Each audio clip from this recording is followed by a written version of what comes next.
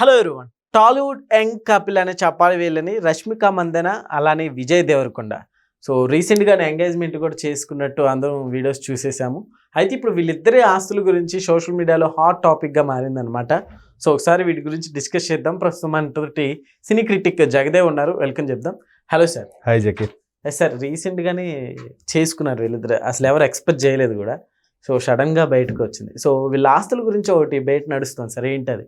యాక్చువల్గా రీసెంట్గా వాళ్ళు ఎంగేజ్ చేసుకున్నారు. బట్ ఇద్దరు యొక్క ప్రేమాయణం కొన్ని ఏళ్ళుగా నడుస్తూనే ఉంది. అంటే గీత గోవిందం తర్వాత కామ్రేడ్ అనేది వచ్చేసారు. గీత గోవిందం బ్లాక్ బాస్టర్. కామ్రేడ్ చేసిన తర్వాత ఇంకా చాలా ఏదో యూరోపియన్ కంట్రీస్లో ఏదో హోటల్లో కనిపించారని, తర్వాత పుష్ప 2కి విజయ్ దేవరకొండ ఫ్యామిలీ మెంబర్స్తో తిను సినిమా చూసిందని, ఇలా రకరకాలుగా వార్తలు వినిపించాయి. వీళ్ళిద్దరూ సీక్రెట్ లవర్స్, బాగా మెయింటైన్ చేస్తున్నారు అన్నట్టుగా ఉంది. టాలీవుడ్ యంగ్ కపుల్ త్వరలో ఒక ఇంటి వాళ్ళు కాబోతున్నారని రకరకాలుగా సోషల్ మీడియాలో వైరల్ అయ్యింది. అయితే ఎట్టకేలకు దాన్ని తెరదించేలాగా ఎంగేజ్మెంట్ జరుపుకున్నారు. బట్ మధ్యలో లాస్ట్ ఇయర్ ఇప్పుడు అనుకుంటా దివాళీకో సంక్రాంతికో తెలియదు కానీ దసరాకో వాళ్ళ కుటుంబ సభ్యులు వీళ్ళింటికి రావడం, స్పెండ్ చేసి సెలబ్రేట్ చేసుకోవడం అవి కూడా మనం చూసాం. అయితే ఇప్పుడు సోషల్ మీడియాలో అంటే నిజంగా సోషల్ మీడియా అనేది ఒక వ్యక్తిగా దాన్ని అభివర్ణిస్తే ఆ వ్యక్తికి మరి పనిపాటు ఏమి ఉండదా అని అనిపిస్తుంది. ఎందుకంటే అసలు ఎప్పటి నుంచో అనుకుంటున్న ఒక పేరు నిజంగా అది నిజమే, వాళ్ళిద్దరు మీద వచ్చిన రోమర్స్ కాదు, వాస్తవాలే, పెళ్లి చేసుకోబోతున్నాడు. అవునా, ఓకే, అంతవరకు ఓకే కదా. అంటే రష్మిక ఈ మధ్యన అన్ని బ్లాక్ బాస్టర్ సినిమాలు చేసింది. చావా, పుష్ప, ఇంకేవేవో చాలా చేసింది. సల్మాన్ ఖాన్తో సికిందరు చేసిందో చేయబోతుంది సంథింగ్.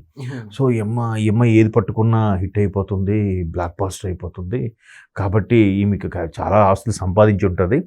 సో విజయ్ దేవరకొండ కూడా ఒక్కసారి ఒక స్టార్డమ్ వచ్చేసింది. తర్వాత పూరి జగన్నాథ్ గారి సినిమా డిజాస్టర్ అవ్వకపోయి అంటే ఈ రేంజ్ ఇంకోలా ఉండేది.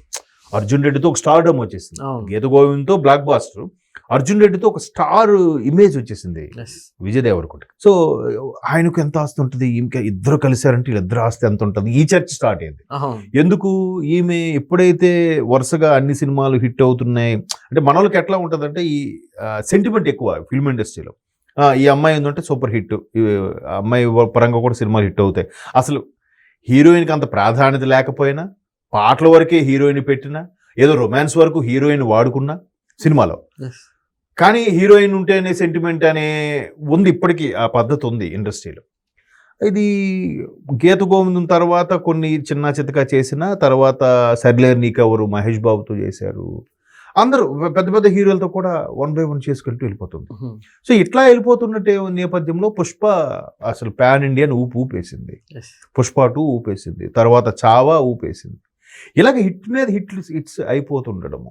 తర్వాత వరుణ్ ధావన్తో ఒక సినిమా వచ్చింది, అదొకటి సూపర్ హిట్ అయింది. సో ఇట్లాగా అన్ని హిట్ అయిపోవడం, ఆమె రెమ్యునరేషన్ కూడా పెంచేసింది. ఆల్మోస్ట్ సర్లేరు నీకెవరు ఆ టైంకి ఒక 1 to 5 crores మధ్యలో తీసుకునే రెమ్యునరేషన్ తీసుకునే అమ్మాయి మినిమం 10 కోట్ల వరకు ఛార్జ్ చేస్తుంది పుష్ప తర్వాత నుంచి. అంటే ఇది ఇండస్ట్రీ టాకు నిజంగా మంచిదే కదా, ఇమేజ్ పెంచుకుంటూ.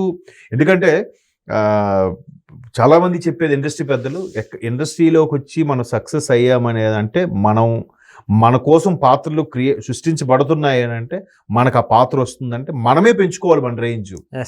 పెంచుకోకపోతే నిన్ను ఎవడు ఇక్కడ పెంచడు, ఎవడు ఇక్కడ ఇది చేయడు అన్నట్టుగా ఒక ఇదైతే ఉంటుంది. సో అందుకు ఆవిడ 10 కోట్లు 12 కోట్లు అలా తీసుకుంటుందంట.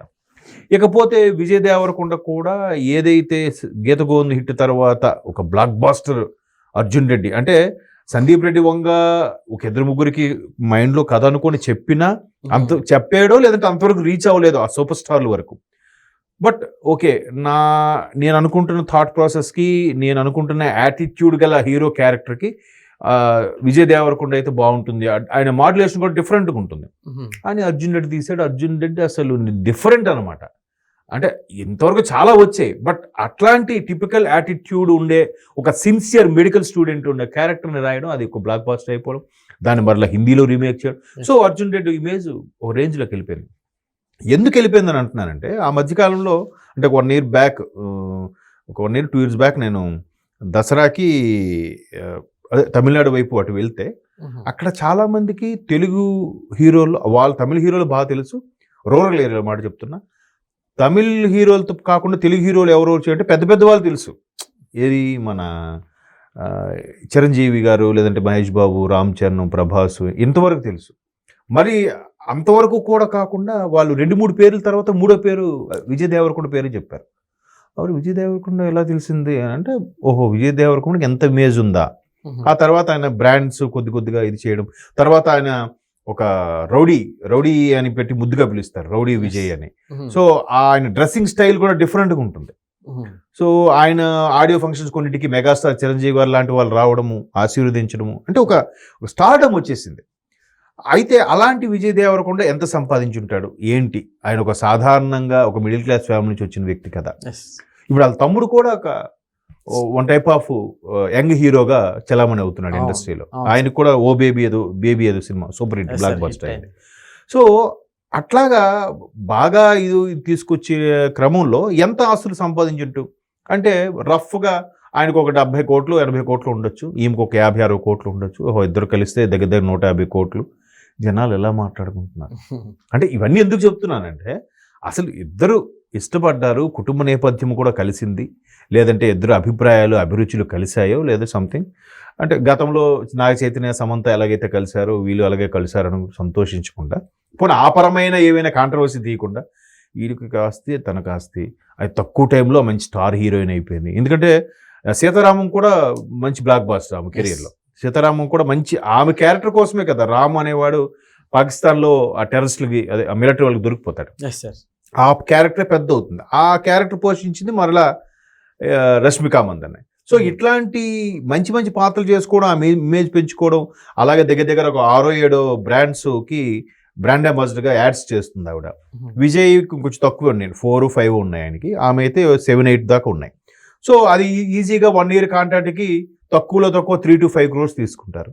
సినిమాకు ఒక్కొక్క సినిమాకి 10 కోట్లు, మినిమం 10 కోట్లు 13 కోట్లు అది తీసుకుంటుందండి ఈమె కూడా, పుష్ప 2 కూడా అయిన తర్వాత. సో విజయ్ దేవరకొండ మినిమం 15 కోట్లు అయితే తీసుకున్నాడు. రీసెంట్గా కింగ్డమ్ కొద్దిగా ఆశించిన స్థాయిలో ఆడకపోయినా, బట్ విజయ్ దేవరకొండ ఇమేజ్తో ఆడింది. సో ఈ వీళ్ళు సినిమాకి ఎంత తీసుకుంటున్నారు, ఎంత ఏమైనా ఎంత మిగులుతుంది, ఎంత ఆస్తులు సంపాదించారు. విజయ్కి జూబ్లీ హిల్స్లో దగ్గర ఒక 20 కోట్లు విలువ చేసి ఇల్లు ఉంది. ఎట్లా లెక్కేస్తున్నారు అంటే, సోషల్ మీడియాలో ఏదో ఒకటి వైరల్ అయ్యే అంశం కావాలి కాబట్టి ఆస్తుల గురించి మాట్లాడుతున్నారు. వాళ్ళు ఎంతవరకు అన్యాయంగా ఉన్నారు, వాళ్ళు ఇప్పటి నుంచో సీక్రెట్గా తిరుగుతుంది, ఇప్పుడు ఓపెన్ అయ్యింది, ఇవి ఎక్కడ మాట్లాడుకోవట్లేదు. సోషల్ మీడియాలో కాదేది వైరల్కి అనర్హం అన్నట్టుగా తయారైంది అది. Okay sir, thank you.